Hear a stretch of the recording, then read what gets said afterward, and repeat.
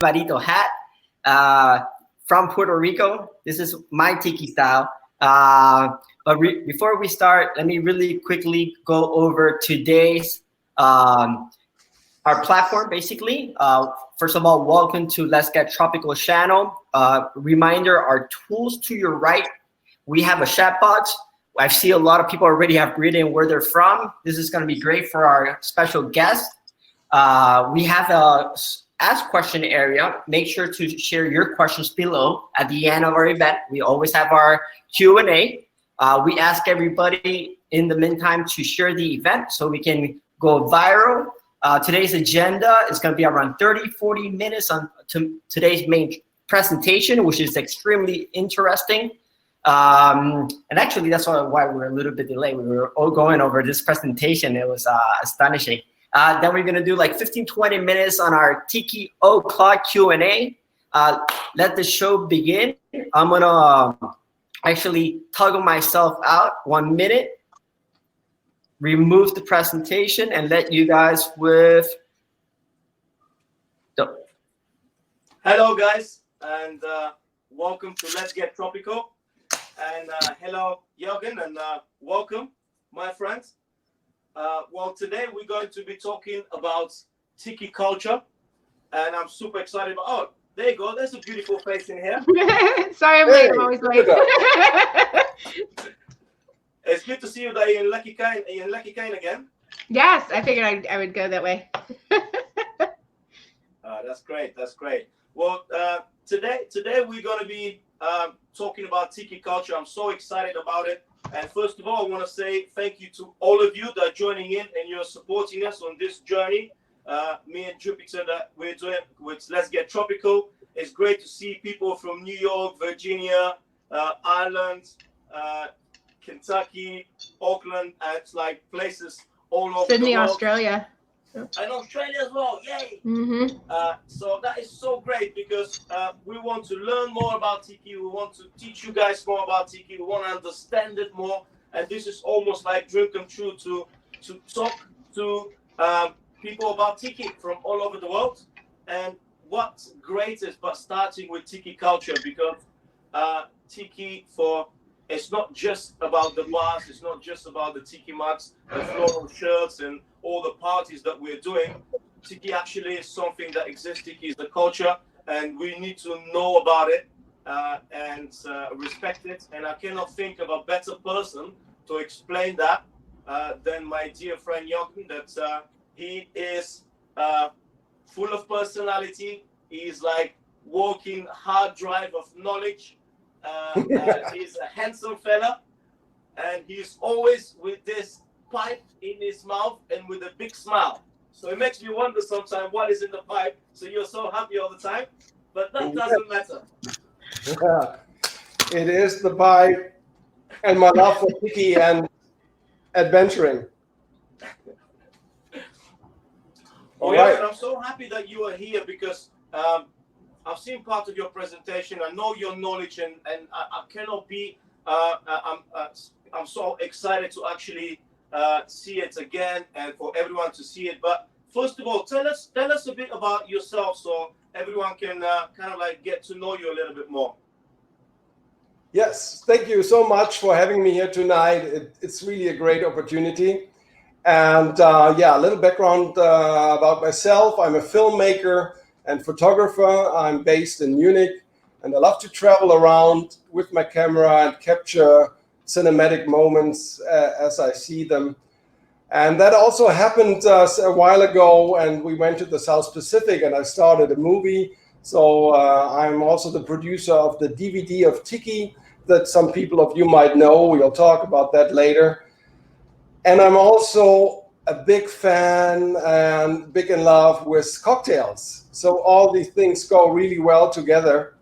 And I can just trampoline jump from one hobby to another and enjoy all these beautiful things. And thanks for being able to talk about it tonight.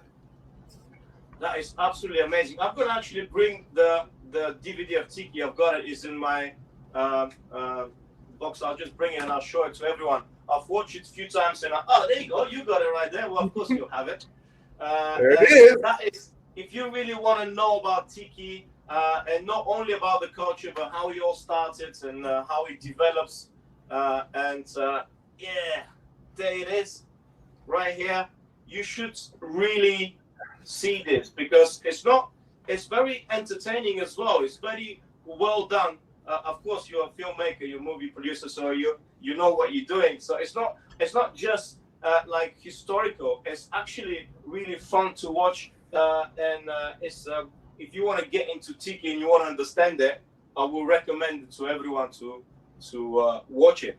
But you've been to all the Polynesian Islands when you were doing, not all, but like to some of the Polynesian Islands when you were filming this. Yeah, we went from New Zealand to Fiji, to the Cook Islands, and to Tiki there, Tahiti, Moorea, and French Polynesia, Hawaii. And then also we did a lot of interviewing in California then to the Polynesian pop side of the whole topic. I gotta tell you, me and Jupiter, we're not jealous at all.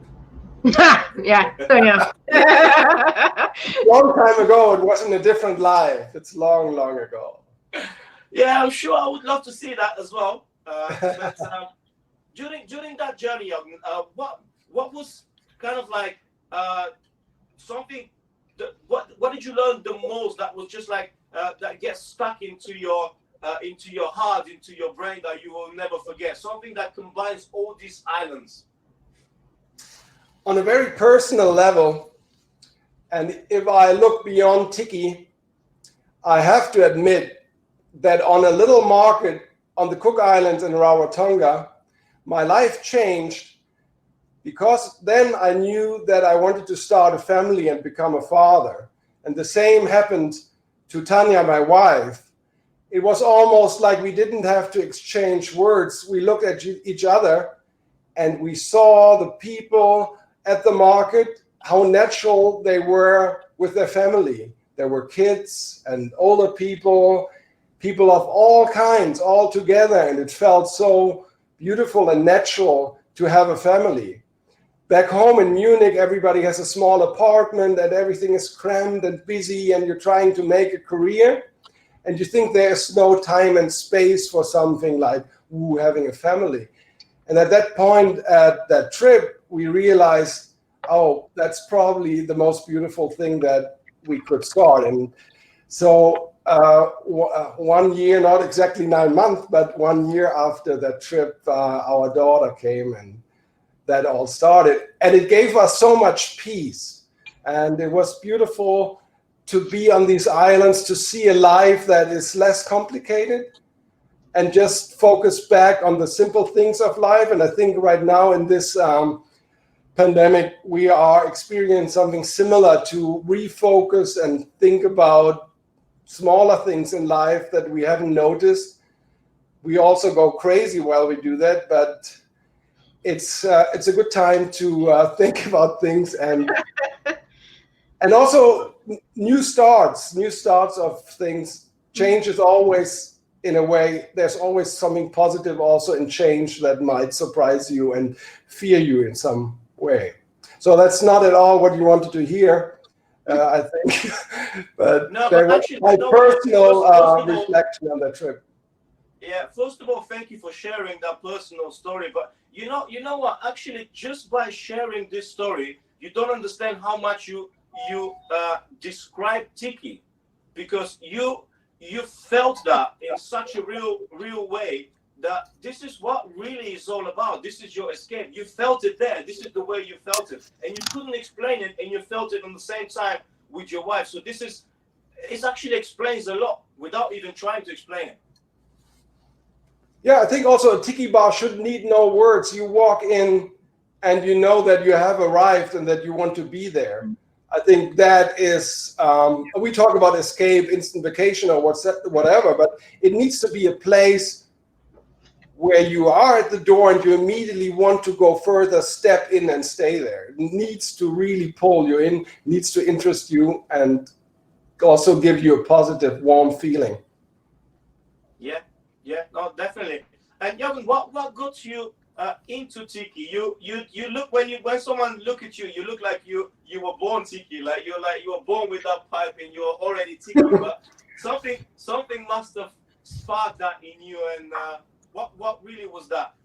Yeah, I could even switch pipes here to have more I love fitting, that. the little Tiki pipe. So That's yeah. good. What got me into Tiki? It's rather easy, actually. It is easy listening. And we will see Brother Cleve soon on the show. Mhm. Yeah, next week. Very Next week. excited. Yeah. And I think it's him and some other people during the revival of easy listening, end of the 90s. And I can go back on it, and it's just 2 covers from Capitol Records, the re-release of Les Baxter, Martin Denny, Yep. with the covers painted by Mark Ryden. It's these 2 images that I saw, and all the puzzle pieces fell into place, and I knew there is a lot I know, and there's a lot I don't know, and I want to connect the stuff I know with the stuff I don't know. I need to know and learn more about this. And boom, in 2000, the book of Tiki came out, and everything made sense. And I was very lucky. There was not afraid to write the author, Sven Kirsten, who then embraced me and took me by the hand and really helped me to learn about all of this. You say I'm a knowledgeable person, but I think I'm a sponge. I had the luxury and the pleasure to meet amazing people, and I'm just like soaking on their wisdom, and it's all falling into my sponge that I try to capture in images or with like the movie, and it just takes like 10 years and the DVD comes out. It's great. Just that easy, right? Yeah. Voila. But that's what we're all about. We want to learn. That's why we're doing Let's Get Tropical as well, so everyone can share his wisdom and we can learn more about Tiki together. I'm waiting for a friend to bring some cocktails, so I might have to sneak off to the door, but he's not coming. That's a good excuse. I'm already having here a little tea punch because you told me that you like tea punch. So yes. I'm having an original one here, having a drink, and then I promise you, in the end, I'm gonna make one twist on the tea punch because you told me you like a tea punch that you've had before called smoky tea punch, right?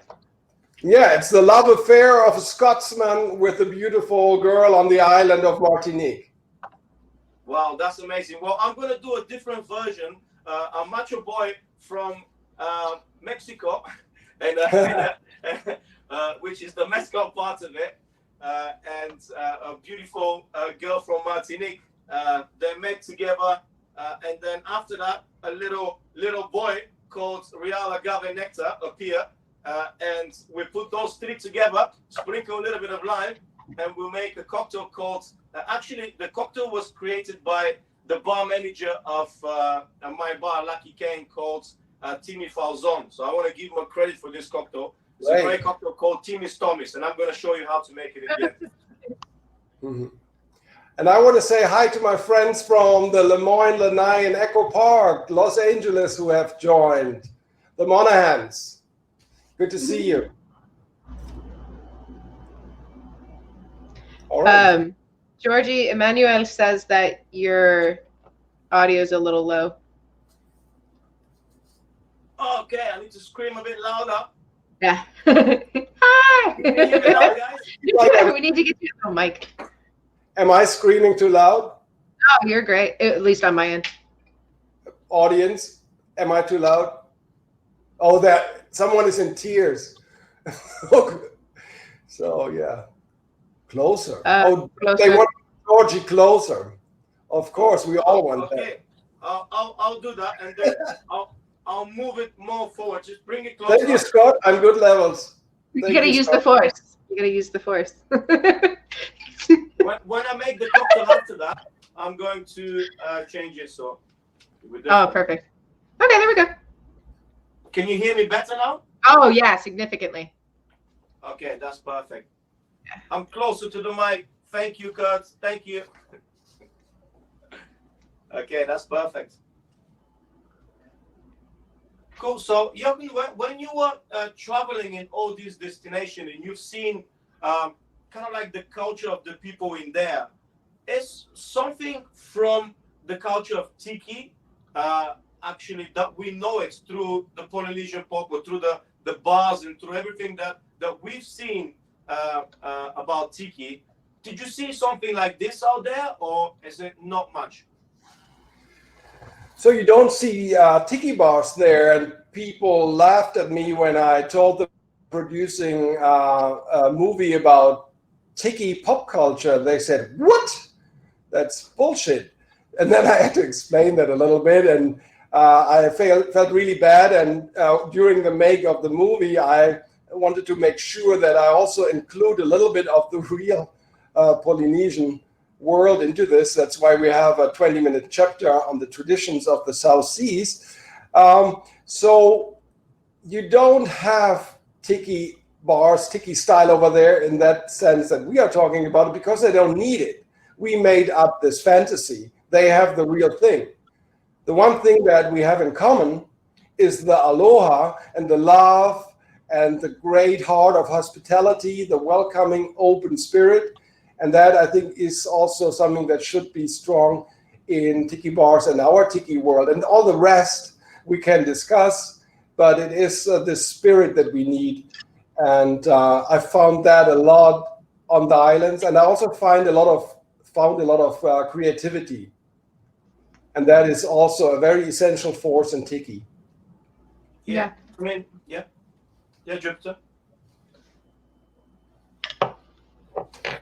Yeah, I think this is really important that some people forgetting when they're opening a tiki bar, that this is actually a lot of the spirit that you are mentioning about, all this happiness that you're seeing. That is so important when you, as you said, when you walk into a tiki bar, you need to be driven to go inside. Then when you like, with everything, with the cocktails, with the music, with the staff, with the decor, that all should capture you, that you don't want to leave that bar. Like most of the time in my bar, you see people coming after work for a quick drink at 5 o'clock, and I'll see them at 1 o'clock in the morning, can't even find yet the entrance. So it's kind of that feel that you're getting, that I love the spirit, that welcoming that you need to represent into your tiki bar as well.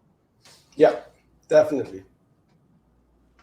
And Jochen, I cannot wait to see actually what you've got for us. You've said you've got some surprise as well. You've got yes, later on for the Q&A, I might have something special, but I'll keep it a secret for now.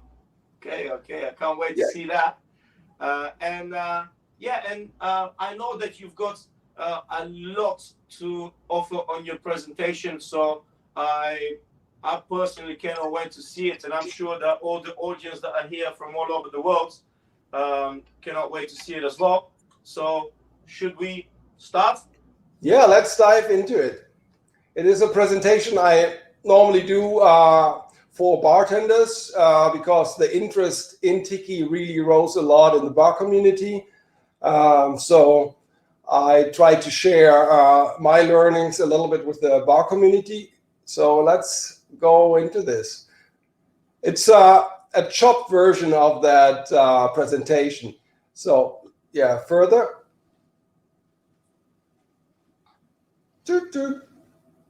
So I call it the heart of tiki and the exploration of what makes tiki tiki, to really see what is the core of the whole thing. So it's tiki beyond cocktails. That's just a starter because a lot of people just know tiki by cocktails, but there's a lot more to it. So I try to test the water before we open the gates now. Yeah, we enter the tiki world. Let's go in there. Next slide, please. Yeah. So in the first place, I introduced people to the main characters, and a lot of the bartenders know these guys, like Don the Beachcomber. He is probably the one who single-handedly started the whole Tiki genre by opening up his bar in Hollywood. Someone else saw it, Trader Vic, he liked it, and he changed his bar, Hinky Dinks, to Trader Vic's. And these two guys really shaped the whole genre. But a third guy, Stephen Crane, who opened the Kontiki chain, he really gave the style a full-on vision. Because Don the Beachcomber, if you would walk into the bar of Don the Beachcomber at that time, it would be like a South Pacific kind of bar, but not a lot of tikis. And this whole heavy tiki style really started with Stephen Crane. So, and someone who we really have to thank is Jeff Beachbum-Berry, who researched all the old lost cocktails and brought back the finesse of what people were drinking back then, because in the 80s, all the tiki drinks went downhill, were watered down, were sweet and colorful. And it comes from that time in the 80s when people now think of umbrella drinks, oh, that's bad tiki cocktail stuff. But Jeff Berry knows that Don the Beachcomber and Trader Vic, they started craft cocktail making back then. And yeah, let's move on. And another very important guy who named the genre is Sven Kirsten, book author of many books on tiki, and a fellow German camera guy, cinematographer, who can't join us tonight because he's shooting in Leipzig over here in Germany. And without him, I think we wouldn't call it tiki. We would call it, like they called it back then, backyard Polynesia or something. And we wouldn't understand that it is a real pop culture genre with a definite style. So he researched all that, and his books are beautiful and a great starting point for all of us. So yeah, he's one of the first explorers, together with Beachbum-Berry and some more people that I'll name in the next slides. So Tiki is rising again, and it is full steam now, thanks to the cocktail revival that now caught on, the Tiki revival. People are a little bit bored with pre-prohibition cocktails and being lectured at the bar. People want to enjoy, and also enjoy a full bouquet of flavors of all kinds. This is all back. Martin Cade is also an amazing person to have contributed to the Tiki scene and researching cocktails further, opening great bars. Here's my friend Scotty down there. Georgie, you're on the other side. Brother Cleve on the music side. So there was not enough space here for so many pictures, but it's just like the tip of the iceberg, and there is lots going on at the moment. We have, in most major cities in the US, we have Tiki bars. So that is great, and we can be thankful. And as I explained before, my approach to Tiki is storytelling and filmmaking, and that got me interested and started this trip to the South Pacific. My wife Tanya and I, we wanted to do a world trip anyway, and we focused on the far away part, South Pacific. And I had this idea, oh, I could do a little movie about it. And I just read the book of Tiki. So I talked to Sven, and he wrote me a really, really long email telling me, oh, if you're on that island, you have to talk to this guy. And if you're on that island, you have to talk to this guy, this guy, this guy, this guy. And in California, I think I got like 40 recommendations who to interview. And my beautiful couple world trip with my wife turned into a heavy filming project where we, in 3 months, just saw the beach for 3 times. And yeah, I really have to kiss and thank my wife that she forgave me for destroying this trip. It really was overboard, and in California we were filming so many people, and it was too much. But luckily something nice came out at the end out of this. And after the pain went away, we have now beautiful memories of this trip, and it's really a beautiful thing. So yeah, Sven Kirsten, he really helped jumpstart this project. it was normally, you would think he is a DOP, a cinematographer, so it would be perfect for him to do a film about it because he's the authority on it.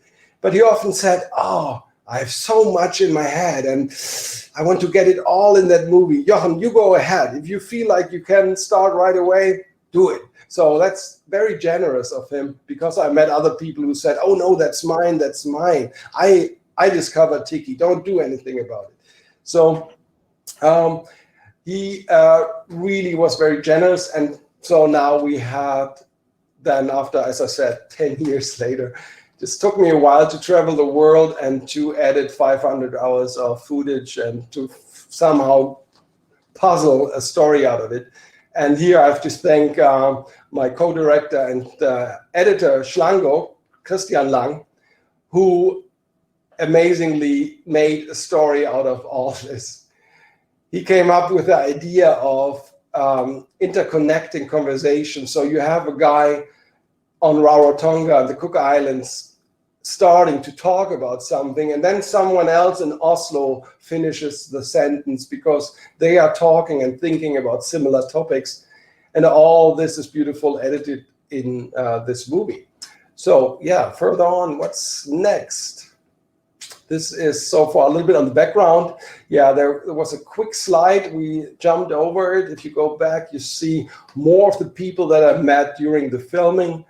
People who were at that time not into Tiki yet. There were, some of them were just fans, like Martin Cate or Jeff Berry. Jeff Berry was a director, screenwriter. Martin Cate did something else. And so I met them early on before everything really took off. And I mean, now they are icons. But there, one exception, there's one guy, he was an icon already. It's Bosco in the black shirt. He was there early on. He was carving tikis, he was making mugs, he was painting, and his wife, Tris, was already making exotica sounds with little electronic devices that she built herself, I think. And it's a power couple who started Tiki really early on, and they started where others just collected or watched or so on. So this is really important. And then next to Bosco, you see Otto von Stroheim and Baby Doe. They really helped to start the whole community aspect with Tiki Oasis. And Otto, they started with the magazine, Tiki News, and that brought people together that in the beginning, because there was no internet, thought, oh, I'm just by myself liking this crazy stuff. And then 10, 20 people found each other and they realized, oh, there's more people crazy like me. And then later Tiki Central, the first Tiki forum, brought more and more people together. And that's a little bit how the whole Tiki revival started. There's a quick view on the books that Sven wrote that I can highly recommend. Next. And the books that Jeff Beachbum-Berry wrote, also everyone a winner, every single one of them. So yeah, I have to put it in here because I think we really have to thank these guys to do their urban archaeology and bring back what we enjoy now. Otherwise, we probably would still think that Tiki cocktails are terrible and Tiki bars. Yeah, that's a good topic now, the bad stuff. I want to talk to you and tell you later about the good stuff, but it's good to know the boundaries and to know the bad stuff. So yeah, let's step in there. Oh my God, that's warning. What are we doing now here? Yes, because you get eye cancer when you watch it. Yeah, let's go further. I think we should have a try. Okay. Oh, proceed with caution. Shall we really do it, Georgie? I'm not Shall sure we have if a I look? want to see whatever is coming, but you know what? Okay, let's go in there. Open the door. Okay. Ooh, Black yes. on my eyes. Fast, go further. Ugh. Ooh. Yes. What's Party gonna be in the next? city, What is it all that? colorful, Oh my God. plastic, cheap, uninspired, not very individual. Okay, so yeah, let's stop here. This is a book about Tiki, and I haven't read it, so I can't say if it's bad or good, and I don't want to comment about it. But I think it's sad that someone who was involved with this book chose a very generic tiki carving photo on the top. You could have really done better. You could have given it so much more individual taste than this. It's about California tiki, and these tikis are cheap tourist tikis from Bali, and they not at all represent the wealth and richness that you can find in Polynesia. So I think we should avoid that and get out of the bad zone. Yeah, let's get out of there. So but it's good to see that as well, Jochen, because the thing is, like, lots of people in the world actually think that this is what tiki is all about. And I've been to many tiki bars around the world, and some tiki bars that you go inside and you're just like, I want to get out. It hurts my eyes. yeah, it's more like a fraternity party, or how's that event in Florida at the beach, spring break? Yeah. Something like that. So we missed the slide before in big letters. I wrote something, if we go back. And I think that is really important. The more you know, the more you can enjoy and appreciate things.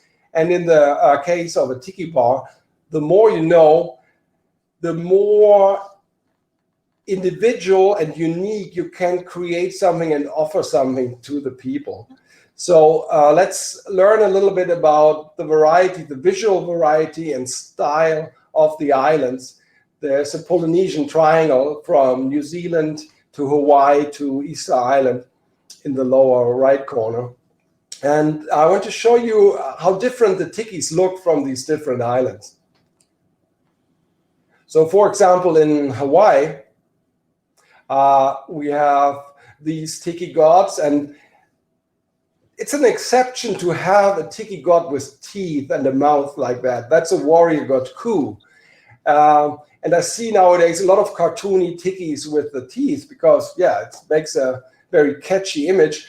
But actually, there is not so many tikis with this style with their teeth out. And let's go further. Let's travel to a different island. Easter Island.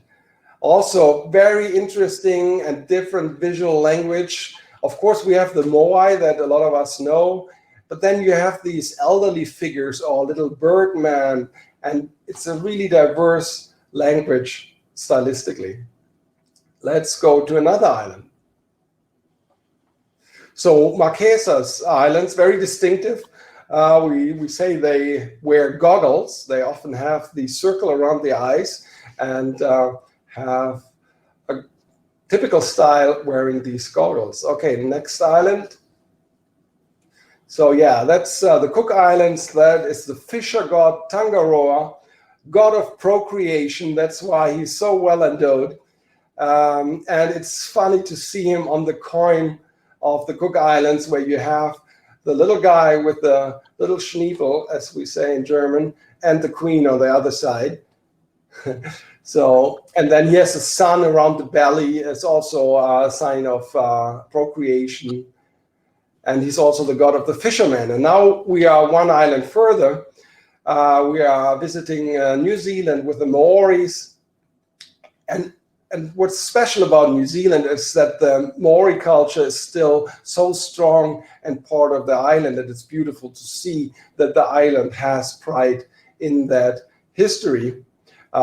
That's also where I probably got the most resistance to my movie, because they just thought that it's so stupid to make something about tiki pop culture. And I had to accept that, and I totally understand that point of view. So, but if you look at these tikis, they have also tattoo-like carvings, and unique for New Zealand is the use of mother of pearl. So you have these inlays in the eyes with mother of pearl. And the little green guy, I've one over here. Let's see. That's a hay tiki. A little guy. It's normally made from jade. And if you search for tiki in the Polynesian Islands, this is probably mostly what comes up, because that is often used name, the hay tiki. And this is an area that I really like, especially it's Papua New Guinea, because it's just so fascinating. It is something that is so exotic. You feel like you have not seen that before, and it's a little bit intimidating, frightening, and I really like the visual language of Papua New Guinea. So this also inspired a lot of artists around the world, and Picasso was a great fan of primitive art that went so well with the idea of modernism and cubism at that time. The level of abstraction is something that connects Tikis, the simple visual language that you also find in modernism. So yeah, next, please. Yeah, this is actually I found the Tiki that Picasso had in the back in his work room there. Okay, so next. Yeah, here is another proof of the strong visual language of Tikis. This is from La Luz Gallery, where there was a big auction of old vintage Tiki poles. And I think I have a slide where we can even look closer at these carvings. So if we jump further, look how minimalistic this is, but it's so strong. And now we jump. Beautiful. Yeah. You don't need much to actually make it powerful and beautiful. You can see that. Yeah. But unfortunately, the explorers didn't like the openness of the depiction of procreation, and they also didn't like the religion on the islands, and they tore down the tikis or chopped them off, carried them away, and that is a really sad part. Then next slide, we'll see how another one. This is still the sad burning of tikis. And some made their way into the modern world and influenced something that then later led to the Tiki pop culture as we know it. And it all started not in Tiki land, but in Hollywood. And that's a very important part about Tiki. It was started in a community of storytellers, filmmakers, set designers. So the Tiki bars were built by set designers. And they had a staging of objects, architectural staging, light staging, acoustical staging. There's a certain reason for exotica music because it is like acoustic set design. And I think this is something that made Tiki really strong at these times. And on the, if we go back one slide of the black and white movie, this is really balsam for my heart because it is Tiki with style, with atmosphere. It is not cartoony and trashy and something that you throw away. It has a mystery and a depth, and I really like that. So yeah, now we can move on. And it's got a class as well, Jochen, because lots of people were thinking when you say about Tiki, lots of time people were thinking that this is something bad, something not class at all. And you're looking at all these old pictures and you see how classy actually all these Tiki bars were. Yeah, I think it's you yourself who decides if Tiki has class or not. If you want to open a Tiki bar and just copy stuff that you saw somewhere on the internet, then it will probably fade soon. But if you put your heart and soul into it and make something unique, and if that has character, then I think it will make it. Yeah, can't agree more. So that is the aspect of Hollywood. And if we have some newbies here, people new to the Tiki scene, I want to introduce you to some typical decor elements. On this slide, we see fish traps and fishnet floats, typical lamps of the Tiki bar. Often these lamps and also the wall screenings are made with Tapa Cloth that is made out of bark. And the bark is hammered and then hand printed with stencils. And also an interesting aspect here, because when people think about Aloha Tiki shirts, they think about the floral designs that we know from Hawaii or that Elvis would wear in Blue Hawaii. But if you go to a Tiki event, a big Tiki event like Tiki Oasis, Hukilau, all the insiders, they really like the Tapa Cloth prints for their shirts. That's also something that is typical from that time. Black velvet painting made popular by Edgar Litek, who escaped to Moorea, where I visited his ex-wife and saw his house by the bay. And he ran out of white canvas. So he got black velvet from the funeral parlor and started, just out of necessity, painting on this black velvet. And he created his own genre of paintings. Typically, these beautiful maidens from the island that already with the early explorers in the 1800s created the craze and the excitement for this native lifestyle. It's a long ongoing myth of this paradise that the explorers who came there destroyed themselves by bringing disease and just with their aggression and intrusion to these islands. Black velvet. You see a lot, Jochen, isn't it? Like in every, like that hula girl, that mysterious island paradise girl. You see it in lots of paintings, in lots of tiki bars. That kind of like that wild, mysterious woman that you see. That it's kind of like popular for tiki culture as well, isn't it? Totally. As I said, it's an ongoing myth and a fascination with this paradise. And paradise also has to do with sin and arousal and sexual. And what I also like, what Sven Kirsten said about Tiki, is that Tiki was the predecessor to the sexual revolution in the 70s. It offered intoxication with cocktails. It offered sensual arousal with hula girls and excitement like that. But then when the 70s came, it was old stuff that the parents used to do, and the new generation, they did their whole new personal breakout and revolution. Yeah. So here we have nautical style, everything that comes from ships and boats. Yeah, next slide. What else do we have? Yeah, this is also nautical elements, and you see a nice variety of lamps here. They make a beautiful mood. Lighting is really important in tiki bars because you need to feel like you are in a cove or hidden in a maze. This is also a beautiful example of decoration done by Bosco for Beach Bamberry in New Orleans. Latitude 29, I can highly recommend this place.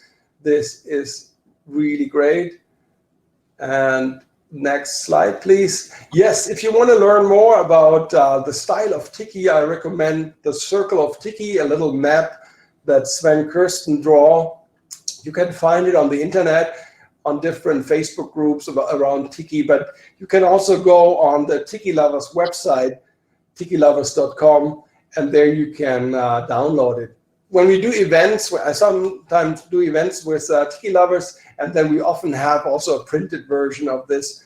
Or you can write them. They brought out this beautiful little booklet, and I sneaked on the cover of it, if you see the guy with the pipe there in front of the plane. So it has the fold-out maps in the booklet. I think if you write them, they will send it to you. So this is also an interesting map that Sven drew for the evolution of Tiki and the devolution. And he draws a line in the 1950s, and he calls it pre-Tiki. So there's Don the Beachcomber and Trader Vic, who we think that's the fathers and founders of Tiki. But for him, Tiki starts in the 50s with Stephen Crane and the Luau, and I mentioned that before, that he fleshed out the Tiki bar to a much broader extent with Tikis and lots of more decor. Trader Vic on the Beachcomber, they were really more focused on the cocktails in the beginning. And Jochen, do you think that this Polynesian pop that we're talking about, was that kind of like a big thing even before Don the Beachcomber starts, or the bars involved with Polynesian idea, but all that escapism, was it out there even before Don the Beachcomber? I don't think so, only little and in a different shape. I mean, there were kind of tropical influenced Somerset Maugham, Rain on the Roof bars, but not with this special invention of a unique range of cocktails. Well, I'm not really talking that much about bars. I'm thinking about all that kind of like people decorating their houses, or people really thinking about that Polynesian style. No? I don't think so. It really needed the invention of these bars, and also things like Hawaii becoming the 50th state, and also the experiences of the soldiers in the Second World War in the South Pacific, stories that people heard about that, and that really brought the South Pacific into the backyard of the United States. And I mean, other things happened also, like Thor Heyerdahl using the Kontiki, crafting the Kontiki and trying to get to the South Pacific by a little sailing boat, a balsa raft. And this also happened then during that era, and helped to start that craze.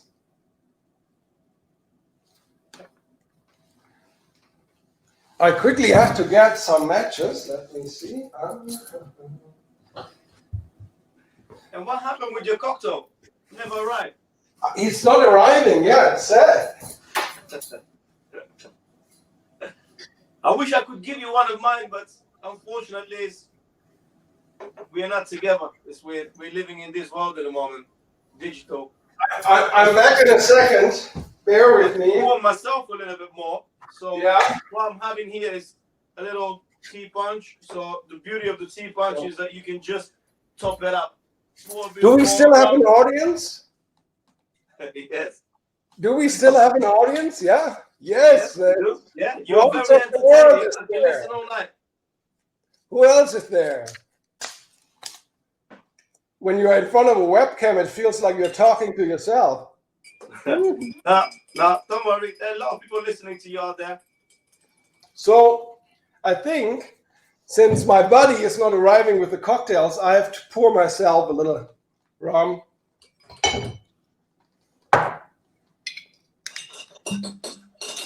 You need some energy to continue, my friend. So yes, and I need some lubrication for my.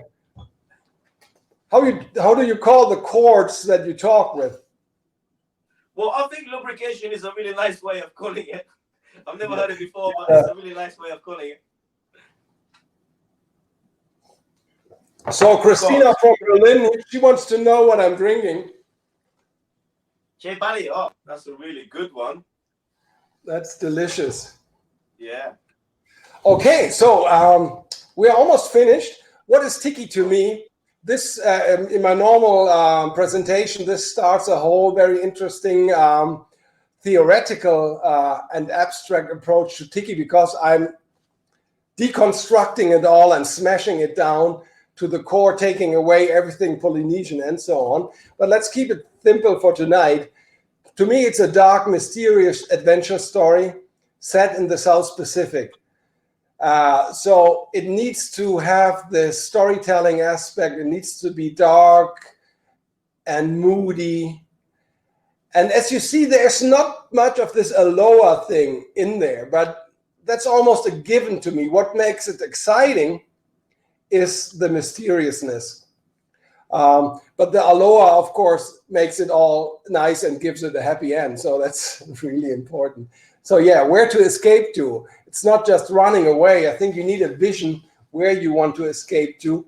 And if you are a bar owner or a home bar owner, you need an idea what you want to create and where do you want to escape to, so that you find your own theme, your own approach, how you want to tell that escape story. So next slide, please. Yes, for me, it's all about this mystery and excitement, as you can see, because I think he who runs from boredom does not want to escape to safety. He is looking for danger and excitement, like Thor Heyerdahl and his guys. It's something beautiful. So that's almost the end of my presentation for tonight. There's more, but I think it's good to have this overview for now. I would love to give this message out to you. Know more, enjoy more. I think we have to constantly learn and be open. And that also solves problems like stepping on people's toes with making stupid tiki and so on. You have to be aware what you're doing, listen and learn more, appreciate. And I think that will really help the tiki pop culture to blossom. And there's even ideas how it can go beyond that point where it is right now. So thank you very much. I say mahalo for you to you for listening to this quick speech. I think I talked too fast. Thank you very much, man. I think we all should clap to you, and I'm sure people at home are clapping to you because that was absolutely amazing.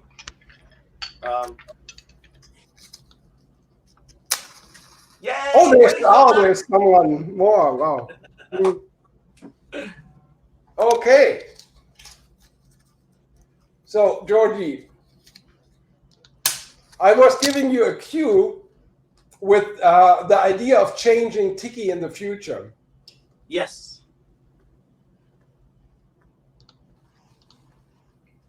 And? I mean, I remember when you spoken about that tiki, yes, you find it as escape, but where this escape is going to, like, what is your escape? And somebody's escape that could be the tiki, and you go and you picture that beautiful island. But for some people that like skiing, for example, their escape might be somewhere that you go in the forest, and it's dark, it's moody, but you've got snow everywhere, and this is their happy place. So kind of like this escape from reality could go in a very different directions. Yes. And if you understand the desire of the escape, then you can create something especially for that. I think one can learn a lot about creating interesting bar concept even beyond tiki. Just if you look at the tools and the choices that you offer. I think you can even create like a gothic bar, but also still learn from a tiki bar in a theatrical way, and what kind of story you tell, how you pull people into this place and keep them there and make them happy and surprise them. That's kind of like the witch doctor aesthetic as well. Yeah, that's great. Yeah, using tiki, almost what Don the Beach Combo, Troy the Vix, and after that, what they created as a template, you can create any escape you want. The only thing that I'm concerned about is if you're using existing culture, how allowed are we going to be to create something? For example, I want to create Incas escape, or I want to create Amazon escape, or I want to create, and you want to use that existing culture of these people. How much allowed are we going to do something like this, and how careful we gotta be not to step on somebody's toes now? Because I guess nearly 100 years ago was slightly easier of doing this kind of things. I think the answer is you're always not allowed and you're allowed. It's the question of taste and respect, really. And it comes back to the learning and listening and understanding.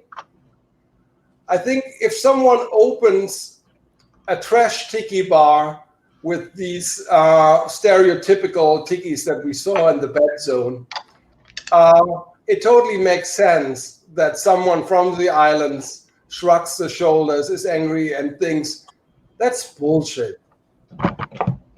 But if there is a taste to it and a carefulness. And also, I think once someone engages the dialogue and asks, why are you doing this? The openness to talk about it and to reflect on it. I think then we are starting something where it's possible to create new things, because our entire world is about cultural remixing. Everybody is picking up something somewhere and create something new out of it. In America, I hear a lot about cultural appropriation, and that's a big deal at the moment. But it feels like most of American pop culture wouldn't be there without cultural appropriation. It's intertwined in all kinds of creative processes, and it's really impossible to keep something pure and clean and make sure it is not stealing from somewhere. I mean, there's great quotes on stealing by, I think Picasso said that amateurs copy, but artists steal, or something. So in the creative process, there's always something where things get mixed up. But we need respect and understanding and see if it's done in a tasteful way. So I think that is important. I think as well, like it's very important that with the movement that we've had in making sure that the cultures are appropriately represented, and that it's not necessarily completely thrown into this mishmash, because there is, as you show in your slides, there are these complete different distinctions within these cultures. And I know that a lot of times within Tiki, there can be a habit to kind of throw it in a barrel and basically call it Tiki.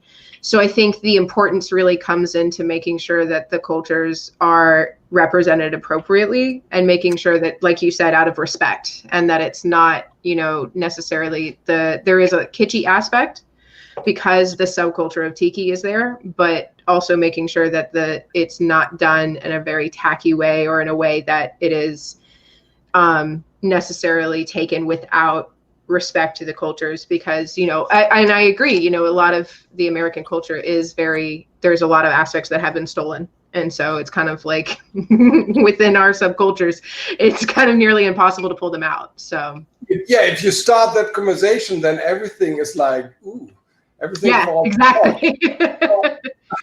Back to your question, Georgie, I think it works in the case when cultural appropriation turns into cultural appreciation.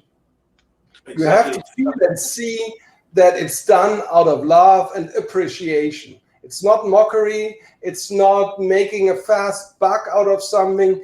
It is a love and fascination for something that is far away from you. And because it's so far, you maybe make mistakes. But it's just a fantasy and dreamland. And it also always needs this note in an invisible way. You are entering a fantasy world. It's not trying to be precise and realistic, but it's made out of love and appreciation. Yeah, I can't agree more. And the way you finish your presentation with the slide that you need to learn to understand and to love. And so this is the approach that you need to do. And if you want to do a different kind of concept, or even continuing the concept of Tiki, of where Tiki is going to, like in Lucky Cane, I'm doing a lot of different things of what traditional Tiki is, but to do something different, you need to know what traditional is. You cannot start changing things without knowing what really is. Yeah, and I think you did a very smart move at an early time when people started to talk about where is Tiki going, and online I saw conversations about that, and then you opened your bar and you solved a lot of these stepping stones. You didn't call it a Tiki bar, you called it a tropical bar. You incorporated other different aspects of the Caribbean rum culture. You opened up the whole genre in a way where you avoided the conflict of the categorization and opened it up to a new approachable bar that didn't step too much on any toes. So I think that was a really good move.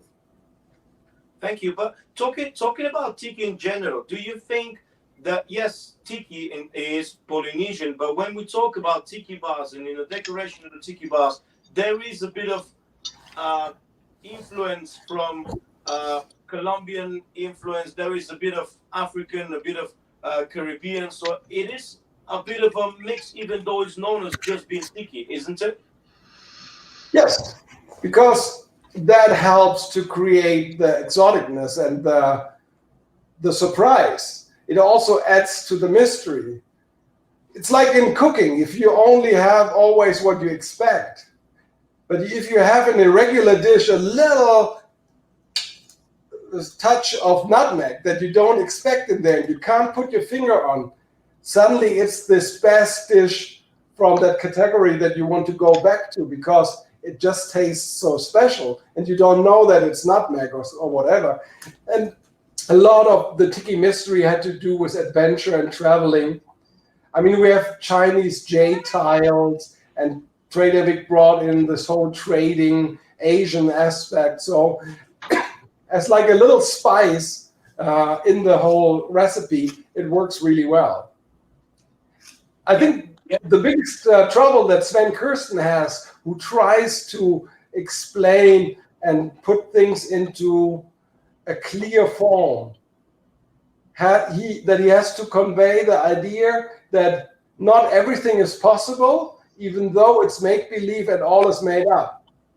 Often people think, hey, it's make-believe, it's all made up. Yeah. I can do whatever I want. Hey, let's throw everything in there. It's my world. It's my world.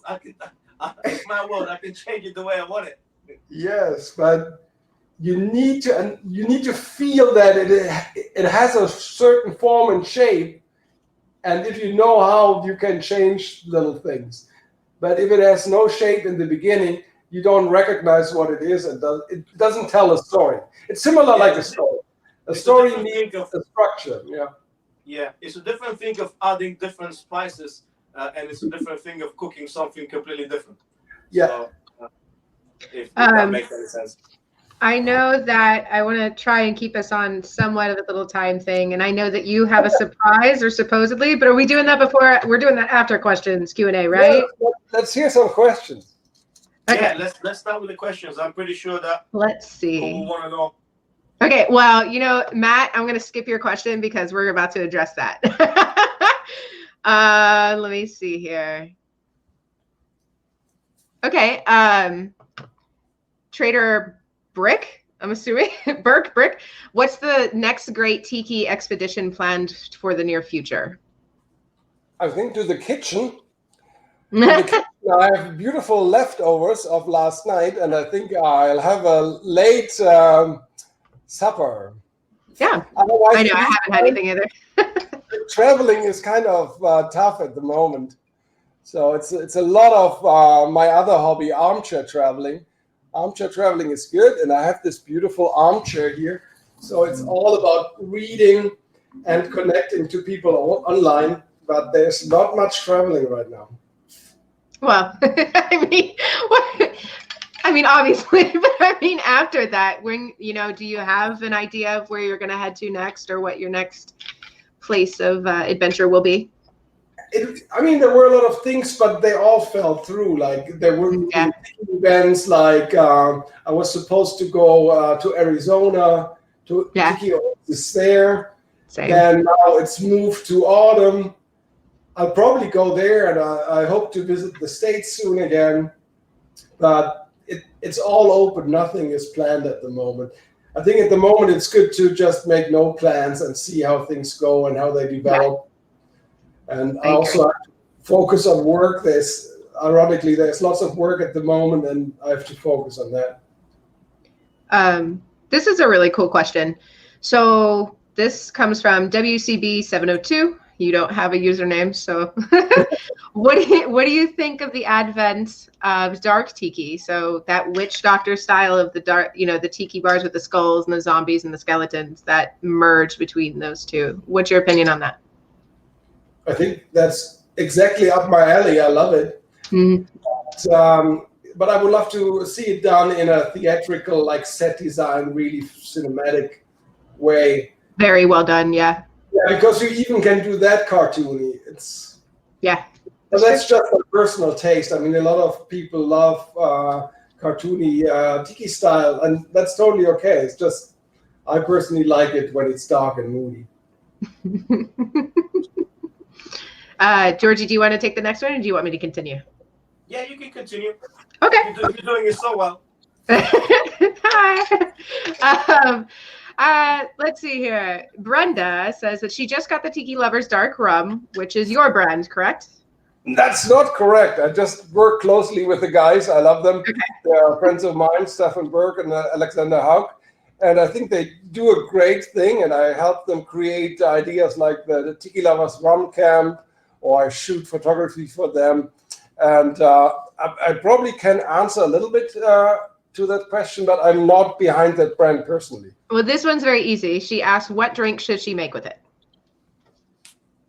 Oh, nice. Yeah, I mean, she can do all the heavy side tiki drinks that call for a stronger type of Jamaican rum blend, like a barrel of rum or Mai Tai, or my personal creation, the Van Hagen Punch or the Naked Van Hagen. The naked, okay. What is the naked Van Hagen? So there's a very How do you make this the question? I want to know now. Do you make it naked or?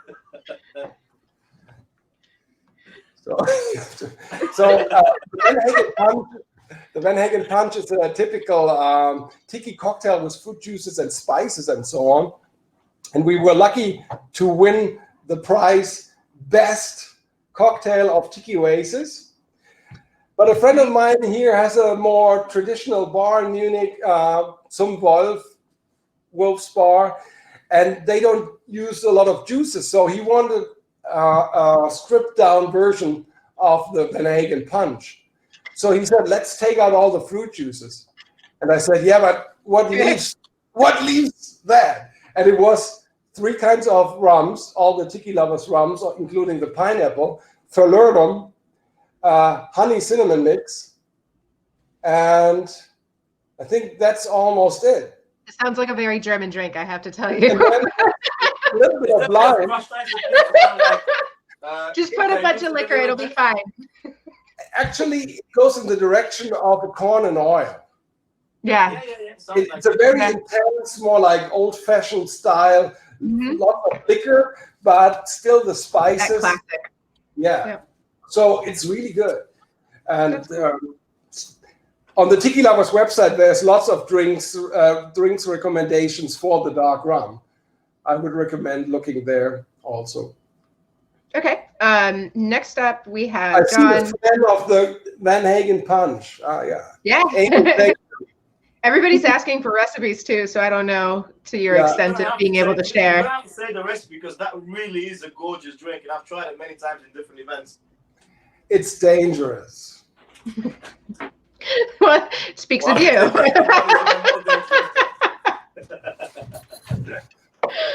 Oh God.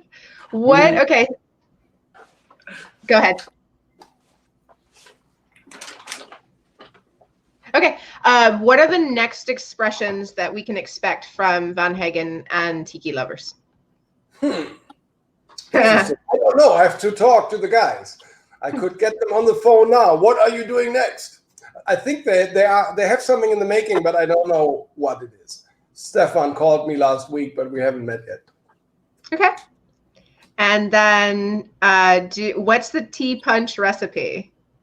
Oh, the tea punch recipe goes by the name of William Wallace, and it was created in a small, beautiful, high-end cocktail bar here in Munich, Zephyr or Sapphire. And as I said, it's a romance between a Scottish guy and a girl from Martinique. So it's a tea punch with a floating of a peaty whiskey, and it has as garnish the zest of a kaffir lime. So when you start to drink, you immediately have beautiful aroma in your nose of floral agricole. You have the peaty whiskey, but then you have this bouquet of the kaffir lime zest that is like, wow. And it's really a beautiful drink. That sounds delicious. Georgi is picking up on that and using mezcal to give the smokiness to that Tipon. So I'm look forward to that. And both Kurt and Scott have placed the recipe within the comments as well. So if you'd like to, if you're watching, then head over to, I don't think these comments show up on Facebook. So if you would like to see that, you're welcome to head over to Zavi and check out there. All right, so I think we might need to, where are you at for time? Yeah, 5:15. Okay, I think we might want to move on to our surprise. Yes. So did someone ask about part 2 of the DVD? Oh, yeah, absolutely. Yeah? So the first part took me 10 years. And I realized I had a 6-hour movie, or 4-hour movie, and I had to cut it in half and work on the first part because I realized, even the heydays of Tiki, the original time of Tiki, is enough for one movie. So I did that. And it really exhausted me financially and also work-wise. So it never really came to part 2. And part 2 is still laying around. And sometimes I try to work on it and then I let it rest again. And I praised my co-director and editor Schlanke before. He opened up his own company. So there's not a lot of chance to get him back because he won't have time to edit it. And besides him, no one else knows these 500 hours of footage and how to make something out of it. So I'm constantly hesitant to pull an editor in to learn this footage and to make something out of it. And I know that it would take a lot of time, several weeks, probably month, to edit that. And I don't know how to finance that. And from the feeling I have so far, even doing like a crowdfunding, it's even to set up a crowdfunding would take me several weeks because they have to be so nifty. You have to make a movie. You really have to think through all the little gifts that people get. And so it's really also hard. And I know the numbers of the sales of the part number 1. So I know that this is very special interest and there is probably not a lot of interest in this. And my footage is now this tiny. If I open it up on my 5K iMac, the SD footage from 2004 is just a little stamp. And so it's also not worth doing something with Netflix or so on. And I think it also is too niche, too special in that way. So it will be always a mystery, I think, if there is a part 2. And I came up with this quote. I came up with this quote that perfectly solves the mystery of part 2. Part 2 is like your ex-girlfriend. It will call you once you forgot about her. That's how it is with DVD part 2. Yes. We've got quite a few viewers in here. If someone wants to sponsor it and see it, there you go. Yes, so you have to forget about part 2 and then maybe someday it will appear. But I have a little teaser from the footage of part 2. Part 2 would be about the revival of Tiki, Sven Kirsten and his fellow urban archaeologists starting their exploration and discovering Tiki. That's part 2. And I have a little teaser, and I think we should have a little look to just get some of that pain go away and just have a little fun with part 2. All right, let me go ahead and get this up. Let's see if that works technically.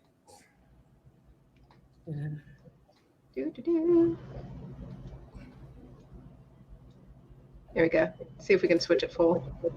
There we go.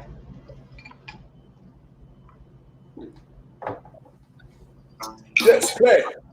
No, this is Rosemead Boulevard, and this strip has the biggest concentration of Tiki apartment buildings on it, so it's fairly easy to go from one to the other. Otherwise, they're spread all over Los Angeles. Instead of going off to the island of Delos and unearthing ancient Greek artifacts, you basically go a few blocks from where you live and find the site of for Los Angeles an ancient place. And when I saw the first images with these weird pagan idols, I was fascinated. And then I started seeing them in thrift stores, the mugs. So I just came upon a tiki party, and it just kind of grew and grew. And then as it grew, my collection of artifacts grew, and we called it the first tiki mug party. Early 1980s. At the time, I thought we were the only 3 people on Earth who cared about that stuff or who were interested in it. Hello, come on in. I would probably since the mid '80s I was collecting, and so all this time I was kind of in all on my own, and I didn't know anybody else existed other than one other friend that I collected with. I looked everywhere for Polynesian art books, and back then there was not very much to be had. There was only a couple. Because before the internet, people existed alone with their passions. And in the case of Tiki, it turned out there were hundreds of them. When I first started collecting, there was nothing on the internet regarding Tiki. Especially in Nevada, we were the only people we knew that were collecting Tiki or knew of Tiki. And I kind of figured that I was kind of alone in my collection. I had no idea there was this other Tiki culture out there. And I really thought it was a dead scene.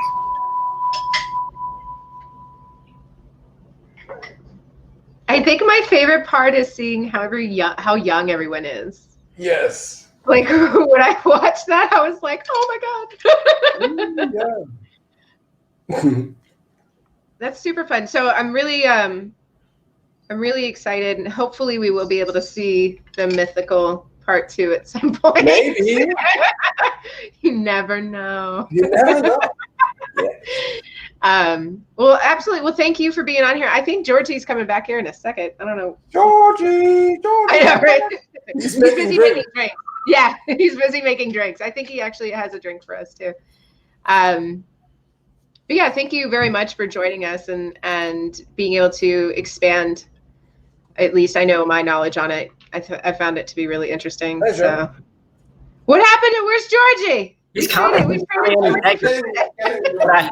We gotta say who's coming next week. It's important. You gotta announce. Next week we have is our music segment, and we have Brother Cleve, which I'm really excited about.